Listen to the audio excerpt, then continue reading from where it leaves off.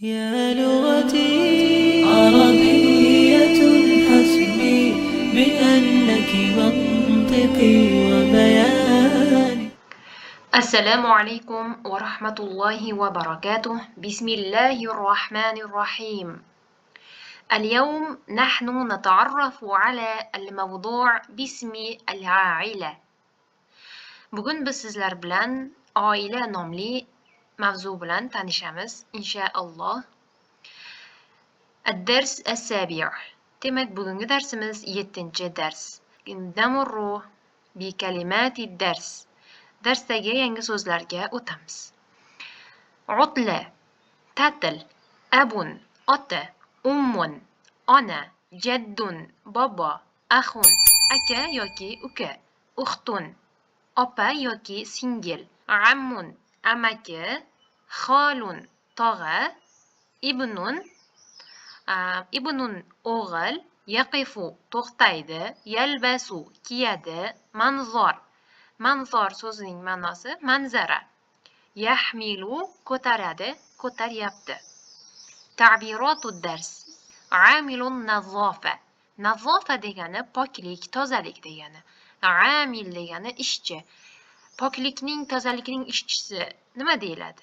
Tozalovchi yoki tozalik xodimi, shunga o'xshash iboralar qo'llasak bo'ladi.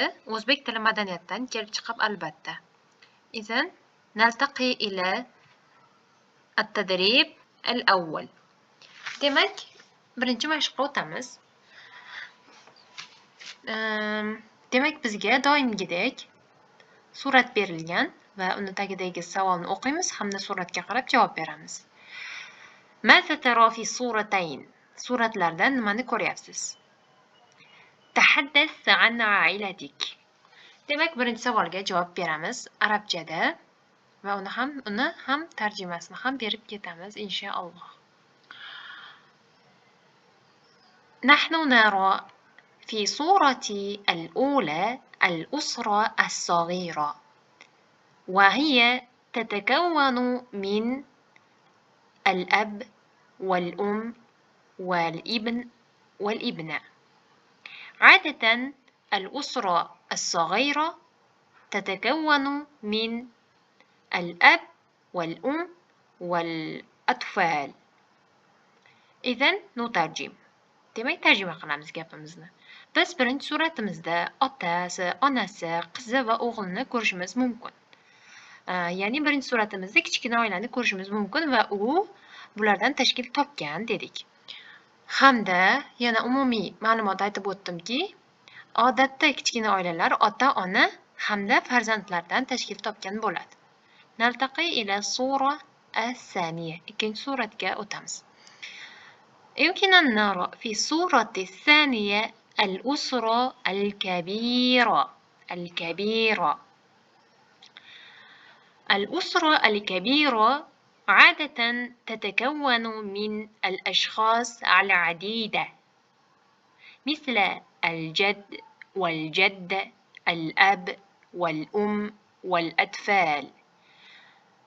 Ikkinchi suratda biz katta oilani ko'rishimiz mumkin va u odatda ko'p kishilardan tashkil topgan bo'ladi.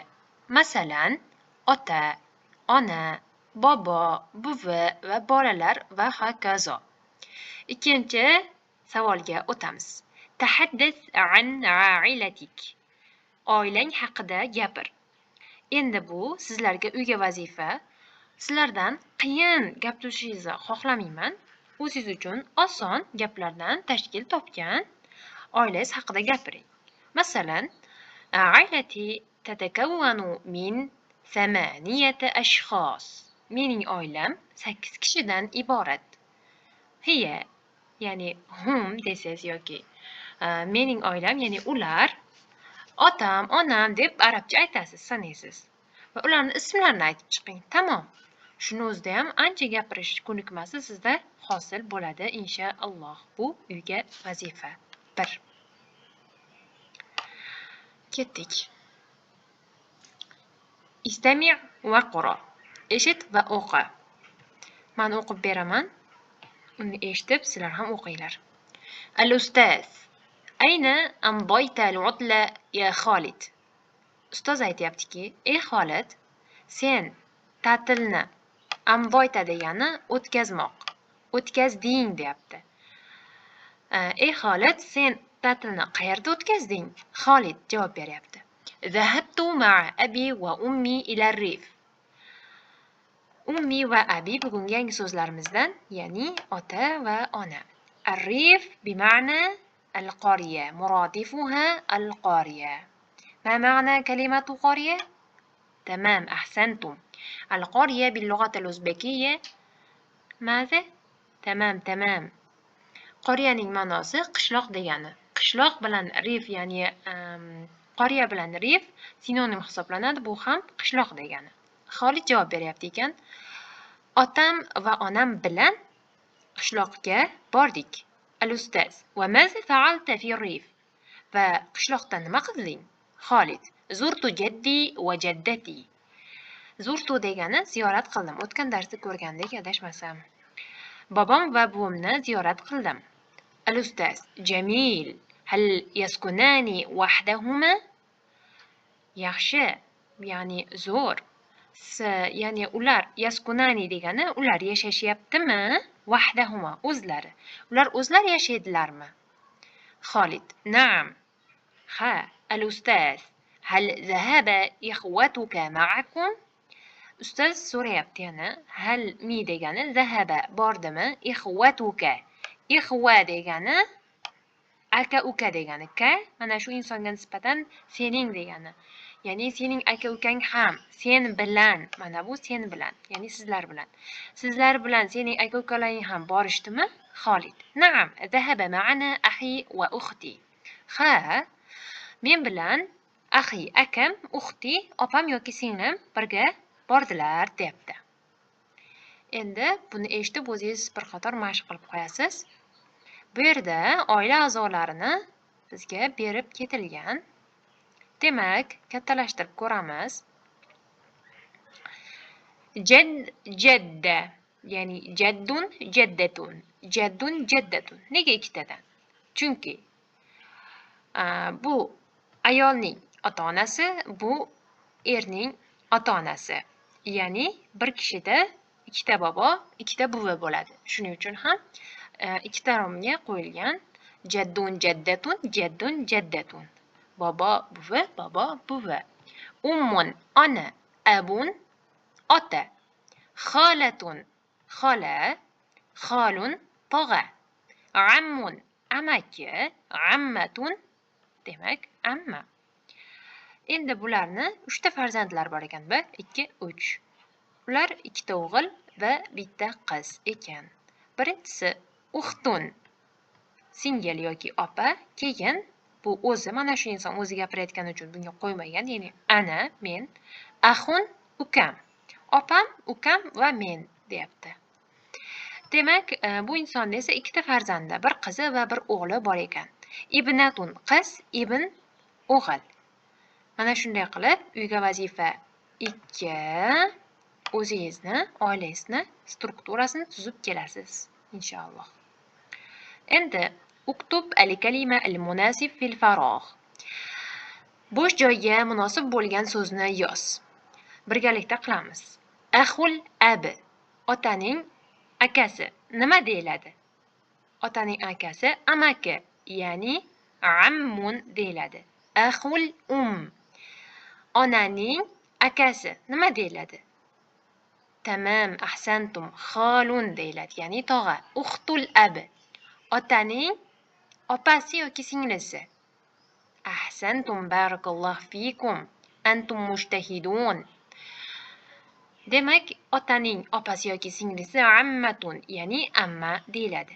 Uxtul onaning opasi yoki singlisi, tamam, xolatun, ya'ni xola deyiladi. Abul ab, otaning otasi, jaddun. Ummul ab, ya'ni otaning onasi, jaddatun. Istami' va qara, eshit va o'qi. Demak, bizga yana dialog berilyapti. Men o'qib tarjima qilib beraman. Sizlar ham eshitib, keyin o'zingiz o'qib tarjima qiling. Mahmud aytyapti. Mahmud kama Mahmud aytyaptiki, kam axon lak ya Sami. Sami, senda nechta akang bor? Yangi ibora kam bir narsa lak. Ya'ni senda nechta bor? Kam nechta axon akang? Buni o'rniga uxtan deyishimiz mumkin. Kam uxtan lak. Kam jaddan lak. Mana shunday. Ya'ni sening nechta bobong bor? Nechta opang bor deb aytaverasiz. Nechta ammang bor deb. Sami aytyaptiki, salasatu ikhwatin va ukhtan. Menda 3 ta aka-ukam va 2 ta opam va singlim bor. Mahmud, idan antum sittatun. Mata ya'malun? Demak, sizlar 6 kishisizlar. Sonlarni o'tgan safar o'tdik. Sittatun 6. Maza ya'malun? Sizlar nima qilasizlar? Ya'ni ular nima qilishadi? Sami, akhi al-kabir tabibun. Katta akam tabib. والأوسط مهندس والصغير بناء. Demak, katta akam shifokor. O'rtanchasi muhandis, ya'ni arxitektor. Kichkinasi esa quruvchidir. Mahmud. Va maza ta'malu ukhtak? Va ikkala opang yoki singling nima qilishadi? Sami. Ukhti al-kabira muallima va as-saghira mumarrida. Opam muallimadir, ya'ni o'qituvchidir. Singlim hamshira deb aytyapti. كالعادة هذا تدريب حرف الظاء. يعني doimgidek bizga harf berilyapti va bu zo harfi ekan. Zo harfi to'rtta ko'rinishli harf bo'lib, mana bu yakka holda kelishi, ya'ni zo harfining so'z boshida kelishi ekan. Keyingisi so'z o'rtasida kelishi, keyingisi so'z oxirida kelishi va bu yakka holda kelishi ekan. Buni yaxshilab mana shu tepadagi so'zlardan foydalanib pastga yozasiz yoki o'zingiz daftaringizga ko'chirasiz zo harfini rivojlantirish uchun. Va bu yerda zo harfini rivojlantirish uchun so'zlar berilgan. Bu so'zlarni yozib tarjima qilasiz va bu sizga 3-vazifa bo'ldi. Bular ham zo harfi uchun doimgidek. Endi sizlar bilan doimgi gaplar berilgan. Bularni o'qib tarjima qilamiz. Bu tarjima nazariyasini oshirish uchun berilgan. Izan naqra ma'akum. Sizlar bilan birga o'qiymiz. Istami' va raddid. Istami' eshit va raddid takrorla. Fataha al-ustazu az-zarfa. Ustoz az-zarf degani maktubni ochdi. Az-zabiyu hayvanun jamilun. Zobi degani kiyik. Kiyik chiroyli hayvondir. Yaqifu ar-rajulu fi zilli. Fi zill degani soyada. Aynan zil degani soya degani, ya'ni kishi soyada turibdi. Yalbasu amirun nazzaratan. Omir nazzara degani ko'zoynak. Yalbisu degani kiymoq. Aynan bizda masalan nima deyiladi? Dorini ichmoq deyiladi, dorini yemoq deyilmaydi. Ya'ni ko'zoynakni taqmoq deyiladi, kiymoq deyilmaydi. Shunga o'xshab o'zimizga moslab tarjima qilamiz. Yalbasuni aynan ma'nosi nima? Albatta kiyadi degani. Lekin bu yerda ko'zoynakni kiyamizmi, biz taqamizmi? Biz taqamiz. Shuning uchun kiyadi emas, taqadi deb tarjima qilinadi. Har bitta tilni o'zining saqofasidan kelib chiqib tarjima qilinadi. Ya'ni o'zining madaniyatidan demoqchiman. Omir ko'zoynakni taqyapti. Manzarul jabali ro'i'un. Jabal, ya'ni tog'ning manzarasi, ro'i' degani ajoyib. Ajoyibdir. Yahmilu Ahmadu mizallatan. Yahmilu ko'tarib turibdi. Mizalla degani shamsiyya, bi ma'na nima ekan? To'ppa-to'g'ri soyabon. Ahmad soyabonni ko'tarib turibdi. Hazal baytu nazifun. Bu uy tozadir. Al-hisanu fil hazirati. Hazira bi ma'na otxona. Demak, otxonadadir. Amilun nazofati nashitun. Tozalik ishchisi faoldir. Nashit demak faol degani. Nahrun Nil azimun. Nil daryosi azimdir. Ash-shamsu haratun 'inda az-zuhr. 'Inda az-zuhr degani peshin payti, ya'ni obedda. Ash-shams bilamiz quyosh. Haratun issiq. Demak, haratun issiq. Xo'p, quyosh obed paytida issiq. Zaro'a zofirun shajaratan. Demak, Zofir shajara degan daraxt, zaro'a ekdi. Zofir daraxtni ekdi. Bugungi darsimiz shulardan iborat edi. Inshaalloh keyingi darslarda ko'rishguncha ma'assalama. Ilal liqo.